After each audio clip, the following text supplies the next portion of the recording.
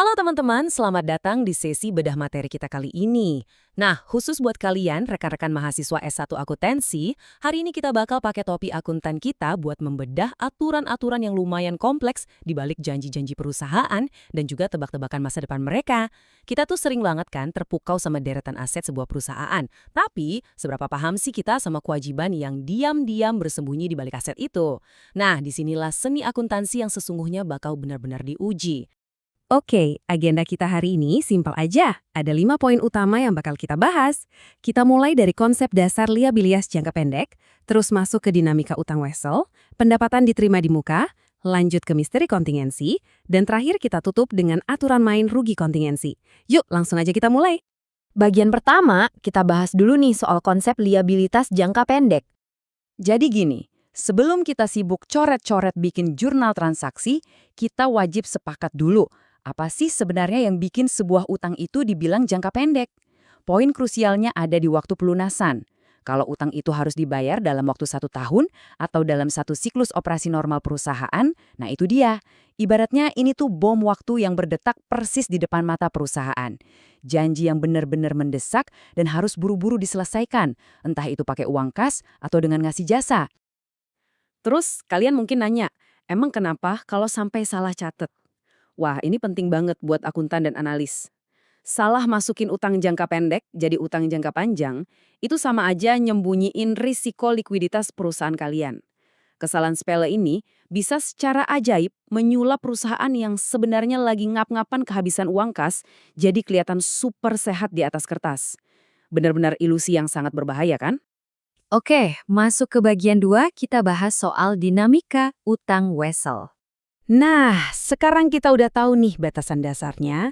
Waktunya kita lihat salah satu bentuk utang yang paling sering banget muncul di dunia bisnis, wesel bayar, atau yang sering kita sebut utang wesel.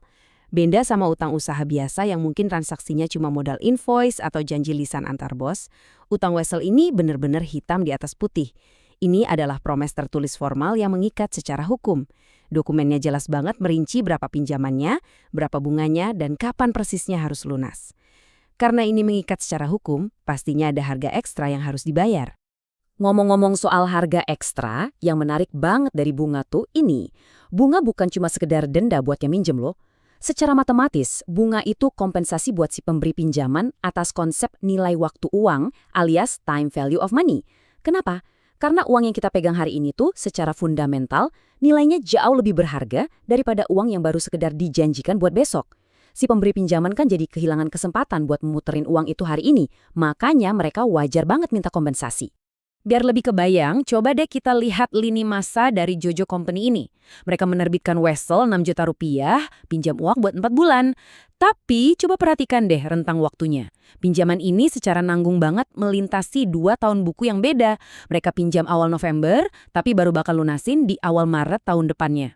Nah loh, gimana tuh cara nyatatnya? Kalau kalian benar-benar pakai insting akuntan kalian, disinilah letak magisnya akuntansi akrual. Kita nggak bisa tuh santai-santai aja nunggu sampai bulan Maret buat nyatat bebannya. Kita wajib banget campur tangan di tanggal 31 Desember buat bikin jurnal penyesuaian. Kita harus tangkep persis berapa beban bunga yang udah jalan selama 2 bulan pertama itu. Dalam kasus ini sebesar Rp100.000. Coba bayangin kalau kita lupa nyatet ini. Laba perusahaan tahun ini bakal kelihatan kegedean dan boom! Laporan keuangan kita jadi nggak valid lagi. Lanjut ke bagian 3, kita pindah ke pendapatan diterima di muka. Kalau tadi perusahaan ngutang uang, sekarang perusahaan ngutang jasa. Sebagai mahasiswa S1, kalian pasti udah nggak asing kan sama kasus di mana duitnya udah diterima duluan tapi kerjaannya belum dilakuin? Contoh gampangnya, Bengkel Mahesa nyewain gudang kosong mereka dan minta dibayar lunas di depan. Apakah itu langsung jadi pendapatan? Oh tentu tidak, mereka harus lewatin 3 langkah presisi ini. Catat dulu sebagai liabilitas, biarkan waktu berjalan seiring mereka ngasih jasanya, baru deh bikin jurnal penyesuaian. Poin paling pentingnya bisa kalian lihat di penyesuaian tanggal 31 Desember ini. Perhatikan akun sewa diterima di mukanya. Waktu kan udah jalan 4 bulan nih, dari September ke Desember. Berarti tepat sepertiga dari liabilitas sewa itu udah sah dong jadi milik perusahaan. Makanya 4 juta rupiah bertransformasi dari utang jasa menjadi pendapatan sewa beneran. Ingat ya, pendapatan itu diakui saat kita benar-benar udah ngasih jasanya, bukan semata-mata pas kita terima uang tunainya. Oke, siap-siap. Kita masuk ke bagian 4, kontingensi alias misteri masa depan. Sejauh ini kita ngomongin hal-hal yang udah pasti. Sekarang bayangin sebuah situasi deg-degan di mana hasil akhirnya, entah itu bakal cuan besar atau malah rugi bandar, sepenuhnya masih menggantung pada peristiwa masa depan yang nggak pasti. Ini tuh ibarat narik karpet dari bawah kaki kita sendiri, terjun bebas ke dalam skenario gimana kalau. Nah, situasi penuh tanda tanya inilah yang di akuntansi kita sebut sebagai kontingensi. Terus gimana cara akuntan nangani ketidakpastian ini? Kutipan ini benar-benar jadi kitab sucinya. Prinsip kehati-hatian atau conservatism principle itu ngasih aturan tegas. Jangan pernah mengantisipasi keuntungan tetapi selalu bersiap untuk kerugian. Jadi bisa dibilang, kita ini digaji buat jadi pesimis profesional yang tugasnya melindungi perusahaan dari jebakan-jebakan buruk. Contoh nyatanya gini, misalnya Long Company lagi di tengah gugatan hukum dan pengacaranya bilang mereka nyaris 100% bakal menang dan dapat 500 juta rupiah. Boleh nggak kita langsung masukin 500 juta itu ke pendapatan? Nggak boleh. Prinsip kehati-hatian ngelarang keras kita merayakan kemenangan sebelum palu hakim benar-benar diketuk. Yang boleh kita lakuin cuma satu, ceritain potensi kemenangan itu di catatan atas laporan keuangan alias CALK. Titik.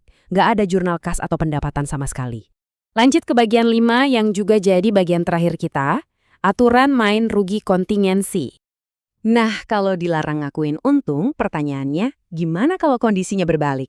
Perusahaan kita yang lagi terancam rugi besar di depan mata. Tenang, kita punya kerangka aturan 3 ini buat nentuin reaksi kita. Aturannya simple banget. Kalau kerugiannya sangat mungkin terjadi dan nominalnya bisa ditebak, langsung catat liabilitasnya. Kalau cuma cukup mungkin terjadi, ya udah ungkapin aja di KLK. Tapi kalau kemungkinannya sangat kecil, cuekin aja, anggap angin lalu. Aplikasi paling masuk akal dari aturan sangat mungkin dan dapat diestimasi ini tuh pas kita ngomongin garansi produk. Kenapa coba? Karena ada yang namanya prinsip penandingan atau matching principle. Prinsip ini maksa kita buat mencatat estimasi beban garansi di masa depan barengan persis sama pendapatan penjualan produknya di periode yang sama. Ini konsep yang super penting dan wajib banget di luar kepala buat kalian para mahasiswa S1. Lihat deh jurnal Delphi Company ini. Berdasarkan pengalaman historis, mereka udah tahu nih kalau kemungkinan besar mereka bakal ngeluarin sekitar 50 juta rupiah buat perbaikin produk yang baru aja laku terjual. Ya mereka nggak bisa santai nunggu sampai produknya benar-benar rusak dan dibawa pelanggan dong. Hari ini juga mereka harus langsung catat beban garansi produk pada utang garansi produk. Langsung diakui hari ini juga. Nah, sebagai penutup sesi bedah materi kita kali ini, saya mau nantang logika akuntansi kalian. Coba bayangin kalian jadi akuntan di PT Teknokarya. Perusahaan kalian lagi ngadepin gugatan nih, dan kemungkinannya kalah telak dengan estimasi ganti rugi sebesar 600 juta rupiah udah jelas di depan mata. Pertanyaannya, jurnal apa yang bakal kalian buat detik ini juga buat ngelindungin integritas laporan keuangan kalian? Apakah cuma di note aja di CALK atau langsung kalian akui sebagai liabilitas beneran? Coba direnungkan lagi prinsip-prinsip yang baru aja kita bahas tadi ya. Jangan berhenti belajar, asah terus logika kalian. Dan sampai jumpa di sesi bedah materi berikutnya.